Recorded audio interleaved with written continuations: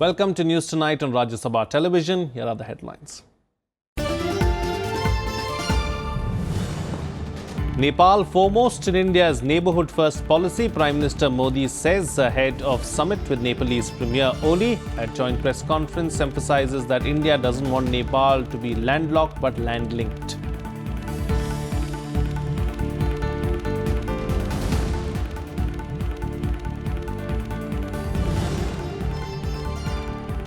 After fake voter ID cards controversy, polling in Karnataka's Rajya Nagar seat postponed to May 28th, voting to take place for the rest of the 222 assembly seats from 7 a.m. tomorrow.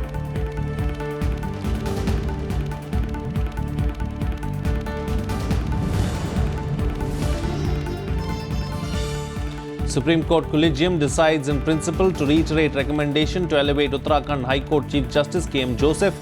Will meet again on May 16 to decide more names for elevation to Apex Court.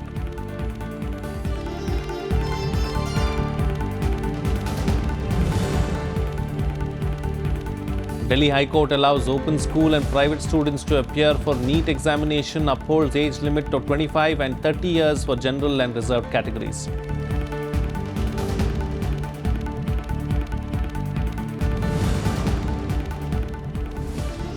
And after the US pull-out, Russian President Putin and German Chancellor Angela Merkel reaffirm commitment to save Iran nuclear deal. Both leaders to meet in Sochi on May 18. Turkish President Erdogan also pledges support to the deal.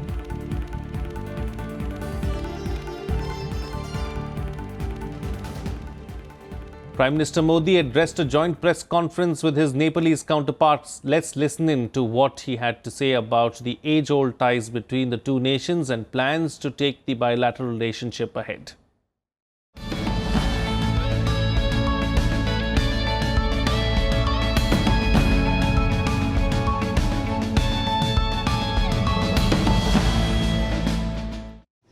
आज हमने एक बार फिर भारत और नेपाल की साझेदारी के सभी आयामों की समीक्षा की। लगभग 5 सप्ताह पहले इनलैंड, वाटरवेज और रेलवेज में कई परिवर्तनकारी पहलों की शुरुआत की है। इससे दोनों देशों के लोगों और व्यवसायों की आपसी कनेक्टिविटी बढ़ेगी।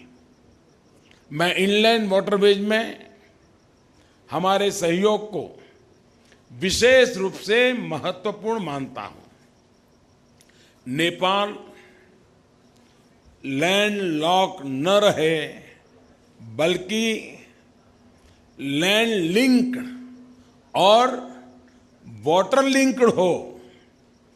हम प्रधानमंत्री ओली जी के इस विजन को साकार करने में हर संभव सहायता और प्रयास करने के लिए प्रतिबद्ध है।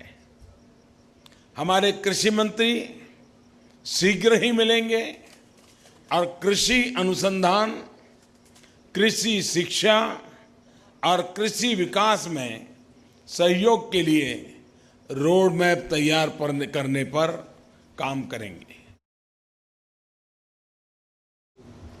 Our two countries are independent, interdependent in many ways.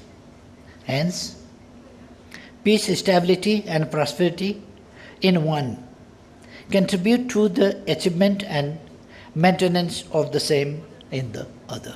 We also agreed to take concrete measures to realize the benefits of new partnership for agriculture and connectivity by rail links and inland waterways. We have agreed to address all matters by September 19 on our Constitution Day or the National Day. To this effect, two foreign secretaries will work. We agreed that the agriculture ministers of our two countries will meet soon to concretize priority areas and develop a work plan for implementation, including in agricultural research and development, education, training and scholarship, and collaboration between our relevant institutions. Well, earlier in the day, Prime Minister Narendra Modi held delegation-level talks with his Nepalese counterpart in Kathmandu. On the first day of his two-day visit to Nepal, Prime Minister Narendra Modi called on President Bidya Devi Bhandari. Both leaders renewed their commitment to take the friendly relations to new heights. The Prime Minister also held talks with Vice President Nanda Bahadur Pun on steps to intensify the ancient and brotherly relations between India and Nepal. Foreign Minister Pradeep Kumar Gyawali also called on the Prime Minister. Nepalese Prime Minister KPS Oli received Prime Minister Modi at the ceremonial reception in Kathmandu. He was accorded the Guard of Honour and a 19-gun salute by the Nepalese army. National anthem of both the countries were also played.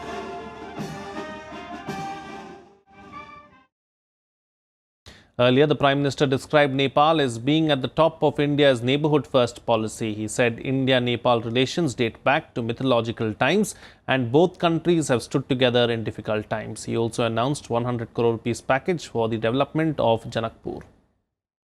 इतिहास साक्षी रहा है जब जब एक दूसरे पर संकट आए भारत और नेपाल दोनों मिलकर खड़े हुए हमने हर मुश्किल घड़ी में एक दूसरे का साथ दिया है भारत दशकों से नेपाल का एक स्थायी विकास का साझेदार है उसके बाद Addressing a gathering in Nepal's Janakpur city, Prime Minister Narendra Modi assured that the Himalayan nation is at the top of India's neighbourhood-first policy.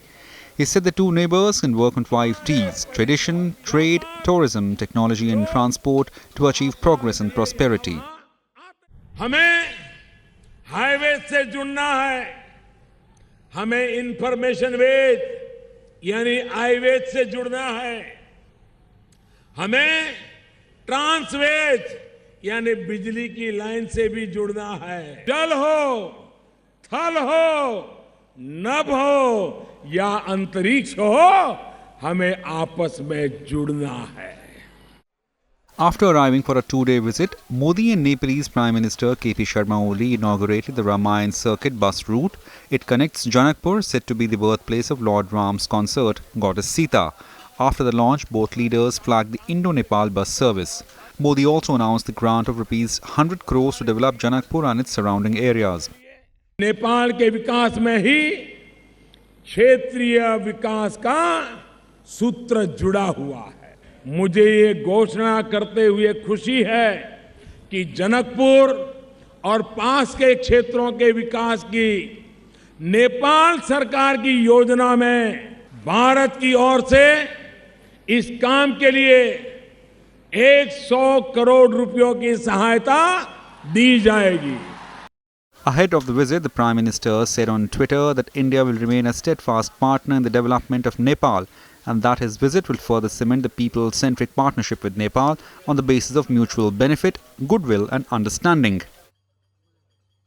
This is Prime Minister Modi's third visit to Nepal in 4 years. It's a first since KP Sharma Oli took over as Prime Minister. Prime Minister Modi's visit is seen as an attempt by both countries to bring back normalcy in the ties after a spell of uneasiness. The visit also assumes significance following China's attempt to strengthen political and economic relations with Himalayan nation. With Akhilesh Suman, Bureau Report, Rajya Sabha TV. Well, let's now get you some news and updates from poll-bound Karnataka.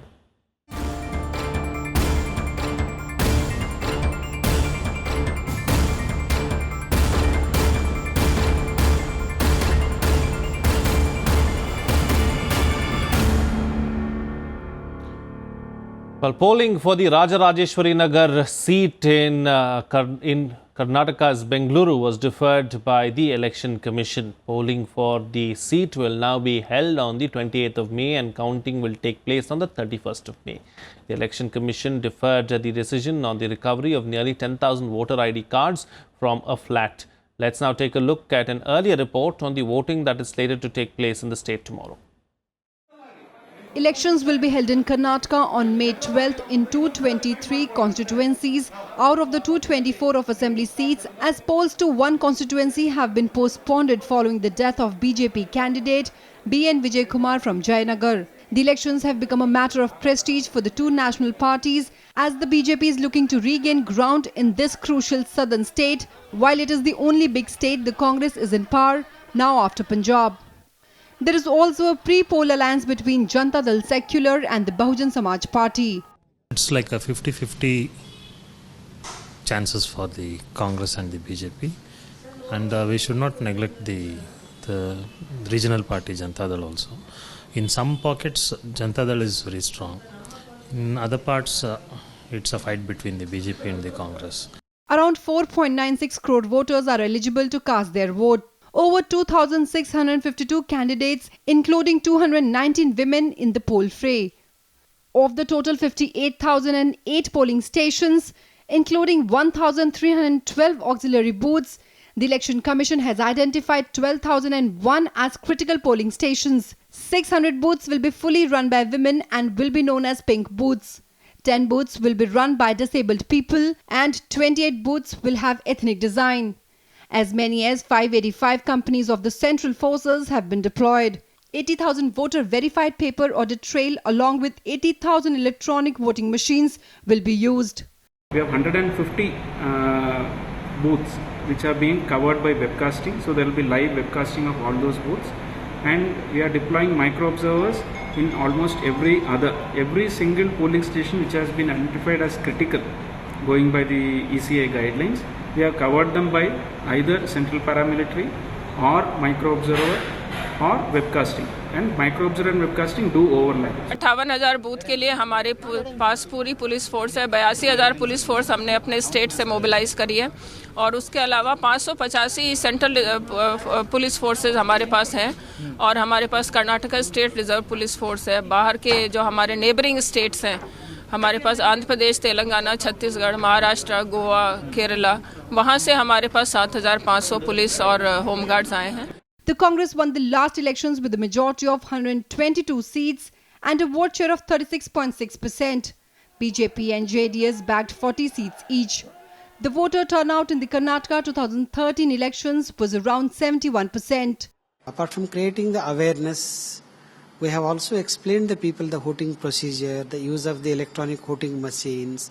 We have made them to operate themselves. We have given them the hands-on demonstration to all the voters, how these ballot unit, control unit and the VVPAT are working. Karnataka has not favoured the ruling party in nearly 3 decades now. But it has also not followed the national trend by choosing one party in the assembly elections and another in the Lok Sabha elections. In a triangular contest, in the absence of any discernible wave, swing of 2 to 3% of votes will ensure victory for a political party. Reporting from Mysuru, with camera person Yogesh Agarwal, I'm Kriti Mishra for Rajya Sabha Television.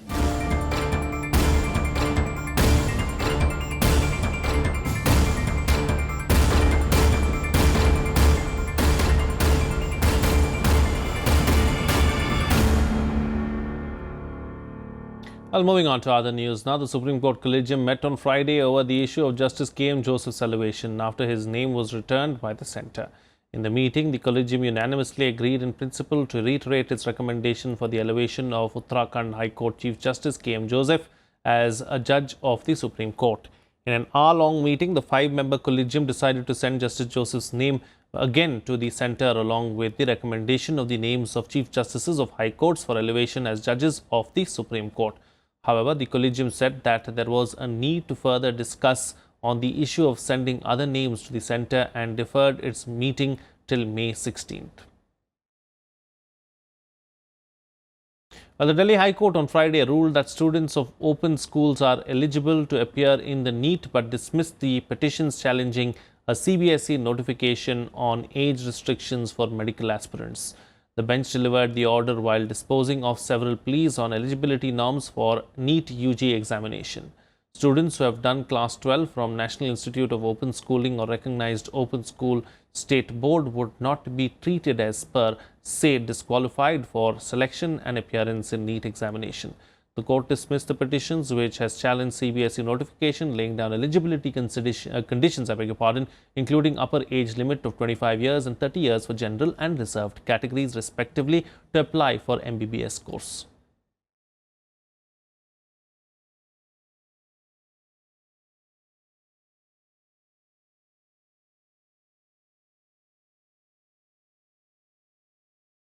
Well, President Nath Kovind on Wednesday said that the Pokhran nuclear test of 1998 was proved the country's scientific potential and strong political will.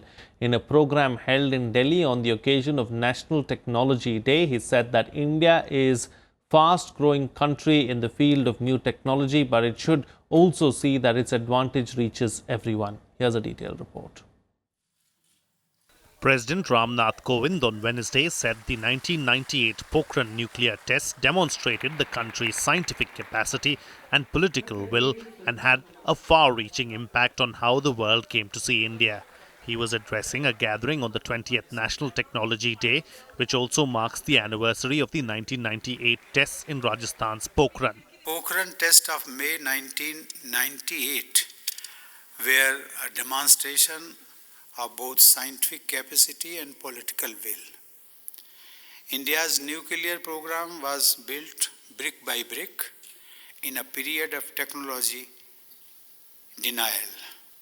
Yet, our scientists and our technologists persevered and took our country to greater heights. At the event held at Vigyan Bhavan in New Delhi, the President honoured young innovators for their work and praised them for moving ahead with daring, with risk-taking ability and with ingenuity. He also presented national awards to innovators of new technology that helps the masses, such as devices for cheaper and accurate pathology tests and affordable stents. The President gave a total of 10 awards. Union Minister of Science and Technology Dr. Harshvardhan said that the focus of new inventions and technology should be for the development of society. Scientific community must redefine R&D from research and development to research leading to development. The message is very loud and clear. The scientific community should also work to solve the societal challenges. On the occasion, the President recalled the contribution of former President APJ Abdul Kalam, who had led the scientific team that made preparations for the Pokhran tests. He also applauded Atal Bihari Vajpayee, who was the Prime Minister, for his courage to go ahead with the tests. Panchanan Mishra's report for Rajya Sabha Television. Well, the official data for the Index of Industrial Production shows that the industrial output grew by 4.4% in March, the slowest in 5 months, owing to a fall in capital goods production and deceleration in mining activity. Industrial growth in 2017-18 too decelerated to 4.3% from 4.6% in the previous fiscal. Manufacturing sector, which constitutes over 77% of the index, grew at 4.4% in March as compared to 3.3% in the same month a year ago. Consumer durables output showed an increase of 2.9% against decline of 0.6% in March 2017. Well, in other tragic news now, Maharashtra's Additional Director General of Police, Himanshu Roy, who handled a number of high-profile cases including the 26/11 Mumbai terror attacks and IPL spot fixing, committed suicide by shooting himself with his service revolver at his Malabar Hills residence in Mumbai. A suicide note was recovered from his residence, according to which he ended his life because he was battling cancer for the past 2 years and was suffering from depression. According to reports, Roy put the gun in his mouth and pulled the trigger and was brought to hospital where he was declared dead. Roy was on leave since 2016 and was undergoing cancer treatment. He was the youngest SP of Nasik and was appointed Joint Commissioner of Police Mumbai in 2009. He is also credited for setting up Mumbai's first cybercrime cell, the Women's Cell, and taking anti-dacoity measures in rural Maharashtra.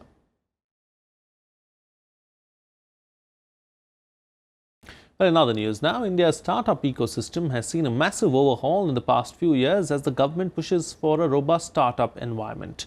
With better taxation policies, easier methods of execution and greater access to loans, startups are scripting phenomenal success stories. And what's emerging is a youthful, tech-savvy entrepreneurial community. Here's a report.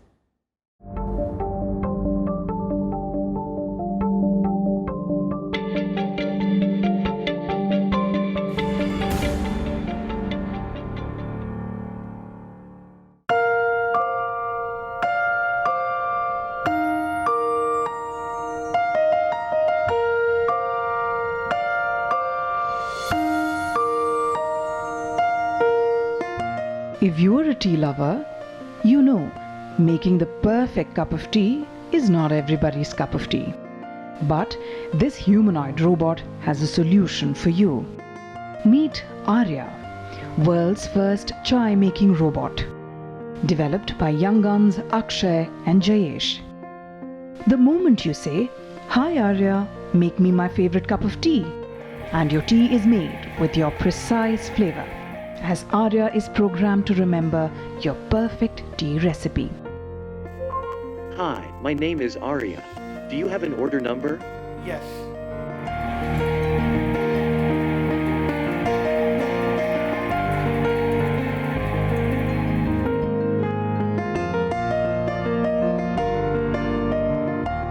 Both founders Akshay and Jayesh quit their lucrative jobs in 2017 for establishing their artificial intelligence-based venture, and today employ more than 150 workers in their innovative and successful startup.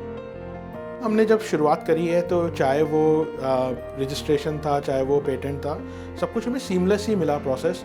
हमें कोई ऐसी कोई दिक्कत नहीं आई. हमने patents भी apply करे हैं और हम लोगों ने स्टार्टअप के लिए भी, इंडिया के लिए भी, प्रोग्राम के लिए भी अप्लाई किया है और हमने कॉर्पोरेशन सेटअप करी है. हमने जो कुछ भी करा है उसमें इट वाज लाइक सीमलेस, सब कुछ ऑनलाइन था. There was no like problem for us and it was very easy for us to move forward with that. Meet Namami, 26-year-old Jammu girl who was fired from her job for overshooting authorized leaves. Namami then started Namami Life, a wellness startup in October 2016 that provides personalized nutritional coaching as per an individual's health goals and medical history. Her company is recognized as one of the 50 best wellness companies today for making a difference in the lives of many, and boasts of names like Miss World Manushi Chillar, cricketer Gautam Gambhir, and former Australian captain Michael Clarke in her clientele. Government policies are doing wonders. There was this 50 plus schemes that government came up last year. So there was this one particular scheme which I really liked, which was New Gen Innovation and Entrepreneur Development Scheme. This scheme focused on health sector unlike any other scheme. So this was the one which took my interest. India's startup ecosystem is the fastest growing in the world. India has emerged as the third largest startup base, and such ventures are poised to more than double to reach 10,500 startups by 2020, employing over 210,000 people. India is in the third position just behind the US and UK. More than $4 billion was invested in India startups during 2015-16, and investors look at domains like health tech, fintech and edutech. 72% of the founders are less than 35 years old, which makes it an unprecedented pool of young people. The government has floated at least 50 plus sector-specific schemes for startups, like reduction in patent registration fees, freedom from tax, inspections and capital gain tax in first 3 years of operation, self-certification compliance and establishment of incubation centers. Government has launched a number of schemes for the startups, and they want to encourage the people to be doing their own businesses, providing the jobs to the people rather than the job seeker. ASSOCHAM, being a partner in this very novel scheme, have also launched various schemes. Startup India was first announced by Prime Minister Narendra Modi during his August 15, 2015 address from Red Fort. Hindustan का कोई जिला, हिंदुस्तान का कोई block ऐसा ना हो कि आने वाले दिनों में नए स्टार्टअप शुरू ना हो. A national policy framework for startups was launched in February 2016, called the Startup India Action Plan by Finance Minister Arun Jaitley, with a total corpus of 10,000 crore rupees. Since then, India's image as a startup nation is gaining momentum. A survey has pointed out that 56% workers want to quit their jobs and start their own business because of India's growing entrepreneurial landscape. Economic goals are at the core of government policies, and with a slew of measures and programs, it is constantly building the right gateway for Indian startups to succeed. Reporting from Delhi, With camera person Shiv Kumar, I'm Kriti Mishra for Rajya Sabha Television.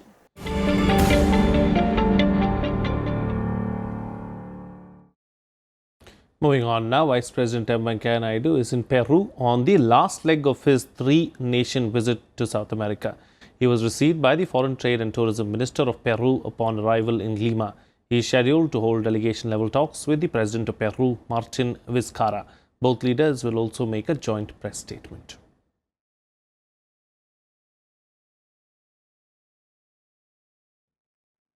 Russian President Vladimir Putin and German Chancellor Angela Merkel reaffirmed their commitment to preserve the Iran nuclear deal in a telephonic conversation after the US pulled out of it. According to the Kremlin, the two leaders also discussed the situation in Syria and Merkel's planned working visit to Russia next week. According to Turkish presidential source, Putin also spoke with Turkish President Recep Tayyip Erdogan, and both said that Trump was wrong to pull out of the accord, while Merkel previously said Germany and its European partners would do everything to ensure Iran remains in the landmark 2015 nuclear deal.